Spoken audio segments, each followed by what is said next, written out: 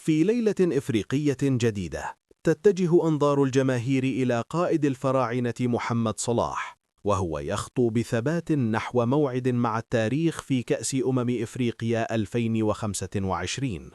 ليست مجرد مباراة عادية أمام بنين، بل فصل جديد في حكاية لاعب كلما اقترب من الأرقام القياسية ازداد بريقه وتألقه.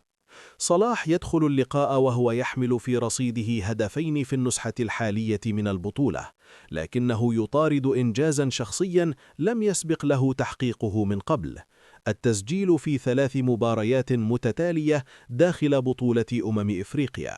حلم صغير في ظاهره، لكنه يحمل قيمة كبيرة في مسيرة نجم صنع من الصعب عادة يومية. ومع كل لمسة للكرة يقترب الملك المصري من كتابة اسمه بحروف ذهبية بين عظماء القارة. هدف واحد أمام بنين سيجعل محمد صلاح ثالث لاعب مصري يصل إلى 10 أهداف في تاريخ كأس إفريقيا، بعد أسطورتين لا ينساهما جمهور الكرة المصرية: الراحل حسن الشاذلي وحسام حسن.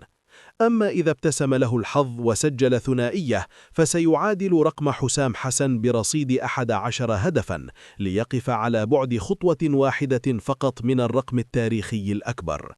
9 أهداف سجلها صلاح حتى الآن في البطولة عبر مشاركاته المختلفة، بينها هدفان لا ينسيان في لحظات مسيرية خلال مباريات خروج المغلوب: الأول في نصف نهائي 2017 أمام بوركينا فاسو، والثاني في ربع نهائي 2021 أمام المغرب، وكلاهما جاء في الوقت الإضافي، حين يظهر معدن الكبار ويصمت التوتر إلا من صوت الشباك.